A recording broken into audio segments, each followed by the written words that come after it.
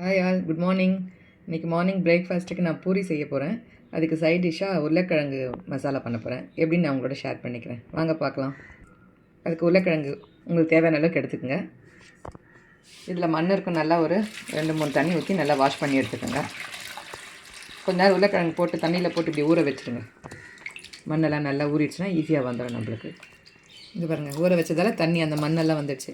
இப்போ நம்ம உருளைக்கிழங்குல வந்து நல்லா இந்த மாதிரி நல்லா இந்த இடுக்குங்கள்லாம் மண் இருக்கும், இப்படி தேய்ச்சி கழுவி எடுத்துக்கலாம்.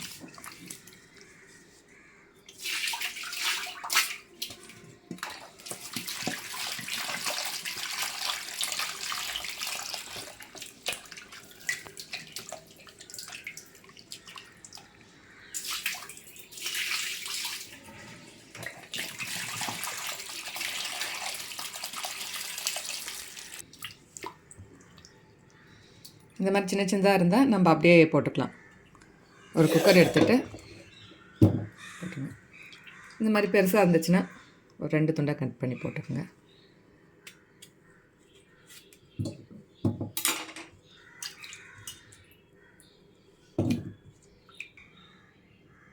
கொஞ்சமாக தண்ணி ஊற்றிக்கங்க. அடுப்பு பற்ற வச்சுட்டு மூடி வச்சுருங்க. ஒரு 2 விசில் வரட்டும். உருளைக்கிழங்கு வேகிற கேப்பில் நம்ம அதுக்கு தேவையான மசாலா பொருளாக எடுத்துக்கலாம். 2 வெங்காயம், ஒரு 5 பச்சை மிளகாய் எடுத்துக்கலாம். கொஞ்சம் கருவேப்பிலை எடுத்து வச்சுக்கலாம். இது எல்லாத்தையும் வாஷ் பண்ணி எடுத்து வச்சுக்கலாம்.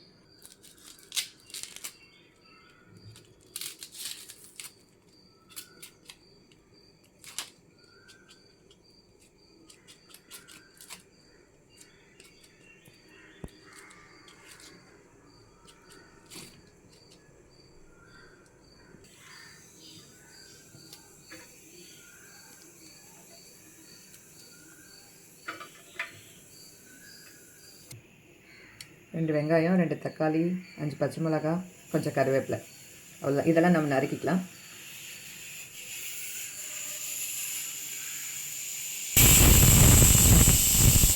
விசில் வந்துடுச்சு. இன்னும் ஒரு விசில் வரட்டும். விசில் வந்து முடிச்சிடுச்சு. நம்ம இறக்கி வச்சிடலாம்.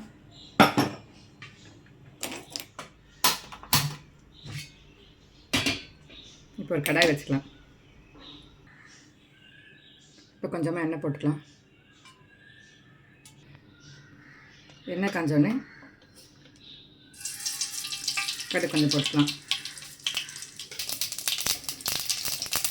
சும்மா ஒரு 4 உளுத்தம்பருப்பு போட்டுக்கலாம். உளுத்தம்பருப்பு கோல்டன் கலராக வரட்டும்.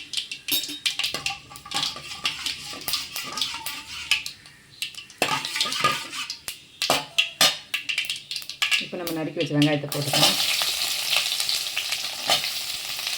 வெங்காயம், கருவேப்பிலை, பச்சை மிளகாய்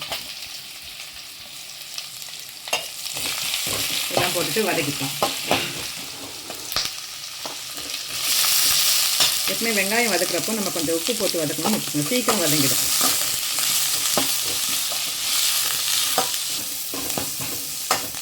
நம்ம நறுக்கி வச்ச தக்காளியும் சேர்த்துக்கலாம்.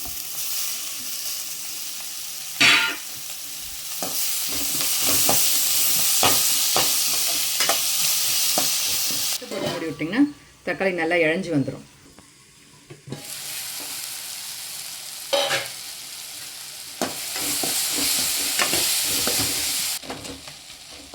தக்காளிலாம் நல்லா இழஞ்சிருச்சு. இப்போ நம்ம மசாலா போட்டுக்கலாம். அதில்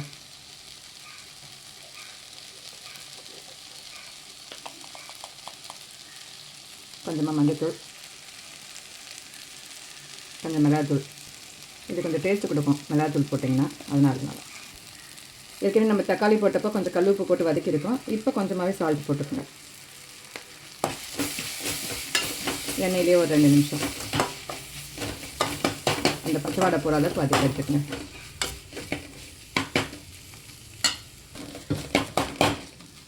இப்போ கொஞ்சம் தண்ணி ஊற்றிக்கலாம்.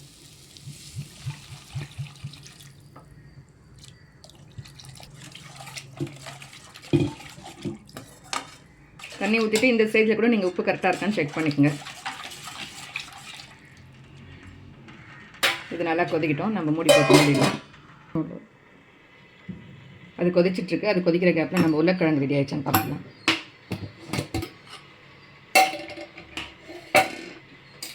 உருளைக்கிழங்கு வெந்துச்சான்னு பார்க்கறதுக்கு நம்ம ஒரு கத்தி வச்சு உருளைக்கிழங்குல விட்டோம்னா சாஃப்டாக உள்ளே போயிட்டு வந்துடும்.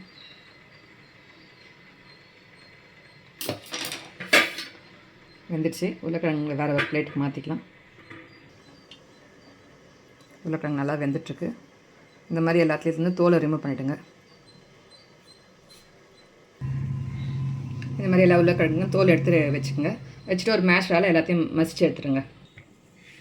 உங்ககிட்ட மேஷ் இல்லைன்னா இந்த மாதிரி கரண்டியிலே கூட நீங்கள்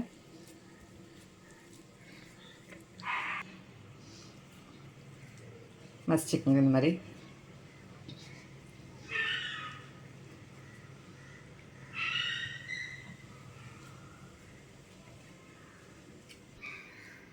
மாதிரி எல்லாத்தையும் மசிச்சு எடுத்துட்டு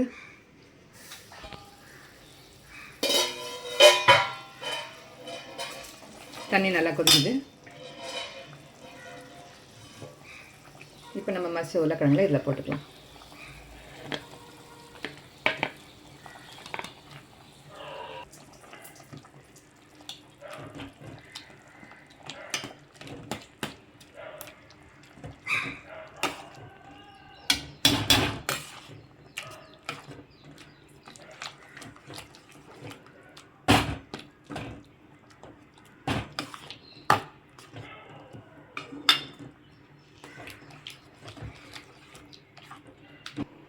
அவ்வளோதான், மசாலா ரெடி.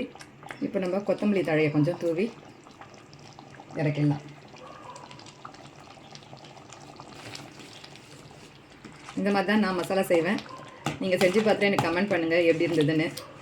இந்த வீடியோ உங்களுக்கு பிடிச்சிருந்தால் லைக் பண்ணுங்கள், கமெண்ட் பண்ணுங்கள், ஷேர் பண்ணுங்கள். மறக்காமல் சப்ஸ்கிரைப் பண்ணி எனக்கு சப்போர்ட் பண்ணுங்கள். தேங்க்யூ.